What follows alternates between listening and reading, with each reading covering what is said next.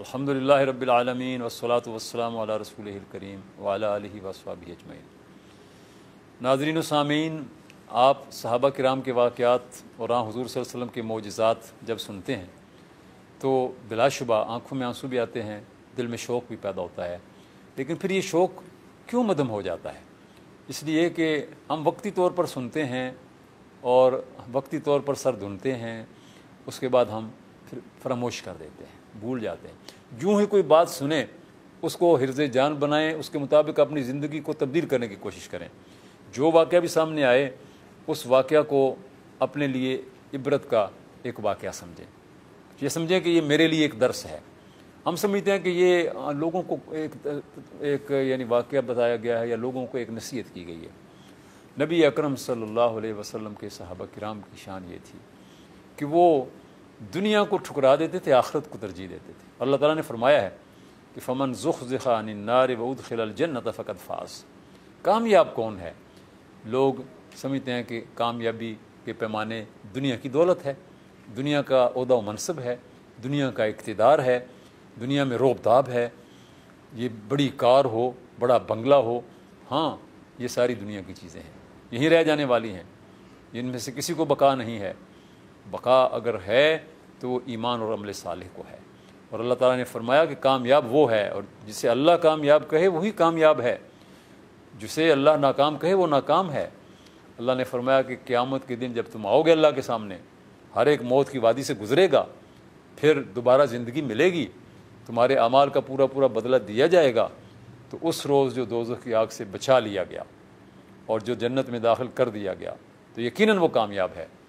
اللہ ہمیں ان لوگوں میں شامل کر، اللہم اجعلنا منہم، اے اللہ ہمیں ان لوگوں میں شامل کر جو اس روز کامیاب ہو جائیں گے۔ اے اللہ ہمیں ایسی زندگی گزارنے کی توفیق عطا فرما دنیا کے اندر کہ ہم اس کی تیاری کریں۔ آئیے ایک صحابی کا واقعہ ہم ذرا ذہنوں کے اندر تازہ کرتے ہیں۔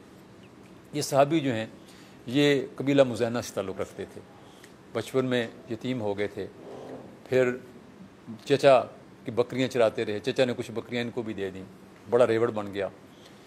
جب یہ مسلمان ہونے کے ارادے سے مدینہ جانے لگے، جب مکہ فتح ہو گیا تو سب لوگ جانے لگے، تو چچا نے مخالفت کی۔ انہوں نے کہا کہ میں تو جاؤں گا، تو اس نے کہا کہ پھر یہ بکریاں جو میری ہیں یہ ان میں سے تمہارا کوئی ایک بکری کا کان بھی میں تمہیں نہیں دوں گا۔ حالانکہ ان کو جو دی گئی تھیں بکریاں وہ بڑھتے بڑھتے بہت بڑھ گئیں، اور چچا کی بکریاں بھی وہ دیکھ بھال کرتے تھے اور اپنی بکریاں بھی۔ انہوں نے کہا مجھے بکریوں کا کوئی لالچ نہیں ہے۔ اس نے کہا یہ کپڑے جو تم نے پہن رکھے ہیں یہ بھی میرے مال سے بنے۔ انہوں نے کہا مجھے اس کی بھی کوئی پرواہ نہیں ہے۔ کپڑے بھی اتروا لیے، جوتے بھی اتروا لیے۔ والدہ نے ایک کمبل دیا اور اس کمبل کے 2 ٹکڑے کر کے ایک کمر سے باندھ لیا، ایک کندھے پہ ڈال دیا۔ تو چلتے چلتے مدینہ آ پہنچے، رات کو پہنچے تو مسجد نبوی میں لیٹ کے سو گئے، تھکے ہوئے تھے۔ وہاں حضور آئے تو آپ نے پوچھا من انت یا ذل بجادین، اے 2 کمبلوں والے تم کون ہو؟ اسی لیے ان کا نام پڑ گیا ذل بجادین۔ پہلے ان کا نام تھا عبد العزیٰ، آپ نے ان کا نام بھی تبدیل کر دیا، ذل بجادین ان کا خطاب، ان کا یعنی لقب ہو گیا۔ اور عبد العزیٰ سے آپ نے فرمایا آج کے دن سے تم عبد العزیٰ نہیں ہو بلکہ تم عبداللہ ہو۔ عبداللہ نام رکھ دیا، عبداللہ ذو البجادین، تاریخ میں یہ نام جگمگا رہا ہے۔ تبوک کے سفر میں آپ روانہ ہوئے تو جس کے پاس سواری نہیں تھی اس کو کہا کہ تم نہیں جا سکو، ان کے پاس بھی سواری نہیں تھی، کچھ سب کچھ چھوڑ چھاڑ کر آ گئے تھے۔ اور ان کی کہانی جو انہوں نے سنائی اپنی تو وہ اتنی عبرت انگیز تھی کہ حضور نے صحابہ سے کہا کہ اپنے بھائی سے کہانی سنو، اور انہیں اپنا سارا واقعہ سنایا۔ تو تبوک پر جانے کے لیے بے تاب تھی۔ حضور سے کہا یا رسول اللہ میری ایک درخواست ہے، وضو کروا رہے تھے، حضور خوش تھے، کہا بتاؤ کیا درخواست؟ مجھے جہاد پر لے چلیے، میرے پاس سواری نہیں ہے۔ آپ نے فرمایا میں تمہیں لے چلوں گا۔ لے گئے، ایک منزل پر پہنچ کر پھر حضور کو وضو کروا رہے تھے تو کہا یا رسول اللہ میری ایک خواہش ہے۔ فرمایا تیری خواہش تو اے عبداللہ میں نے پوری کر دی۔ کہا نہیں ایک اور ہے۔ پوچھا کیا؟ تو کہا کہ آپ دعا کریں مجھے شہادت مل جائے۔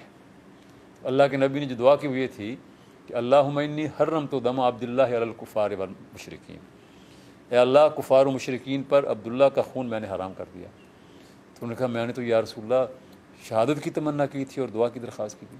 فرمایا اے عبداللہ جب کوئی شخص اللہ کے راستے میں نکل کھڑا ہو پھر جیسے بھی اس کی موت آ جائے ومن یخرج من بیتہ مہاجرا الی اللہ ورسولہ ثم یدرکہ الموت فقد وقع اجرہ علی اللہ، اللہ کے راستے میں جو نکل کھڑا ہوا تو جیسے بھی موت آ گئی اللہ کے ذمے اس کا اجر جو ہے وہ لازم ہو گیا۔ پھر ایسا ہی ہوا کہ راستے میں ان کی وفات ہو گئی، رات کا وقت تھا، ان کا جنازہ حضور نے فرمایا کہ پڑھ لیا جائے، ان کو تیار کیا گیا۔ اور حضرت عبداللہ ابن مسعود کہتے ہیں کہ میں نے لوگوں کے پاؤں کی آہٹ سنی اور باتوں کا شور سنا، تو میں جلدی سے اپنے خیمے سے نکلا، اور میں نے جو شخص مجھے نظر آیا میں نے اس سے پوچھا کیا ہو گیا، تو اس نے کہا کہ بہت بڑا واقعہ ہو گیا۔ میں نے کہا کیا رومیوں کی فوج نے حملہ کر دیا؟ کہ نہیں، یہ سے بھی بڑا واقعہ۔ میں نے کہا کیا ہوا؟ تو اس نے کہا عبداللہ ذو البجادین کا انتقال ہو گیا، ان کا جنازہ آ رہا ہے۔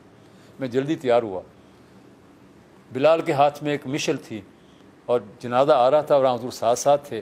آپ نے جنازہ پڑھایا، پھر فرمایا ابو بکر، اے عمر، اپنے بھائی کو قبر میں اتارو، اور ساتھ آپ فرما رہے تھے ادب کے ساتھ اپنے بھائی کو قبر میں اتارو۔ اور پھر اس کے بعد آپ نے دعا کے لیے ہاتھ اٹھایا تو کہا اے اللہ، تیرے اس بندے سے میں راضی اور خوش ہوں، تو بھی اس سے راضی ہو جا۔ عبداللہ ابن مسعود کہتے ہیں کہ وہ قبر مجھے کبھی نہیں بھولی، میں ہمیشہ تمنا کرتا رہا کہ اے کاش مجھے اس قبر میں دفن کیا جاتا۔ دیکھیے جنت کی طلب میں جو نکلا، جس کی مراد اور جس کی منزل جنت تھی، اللہ کے نبی صلی اللہ علیہ وسلم نے ان کے بارے میں کیا بات کہی کہ صحابہ ان پر رش کرتے تھے۔ بس صحابہ کرام کی زندگیاں تو روشنی کے مینار ہیں۔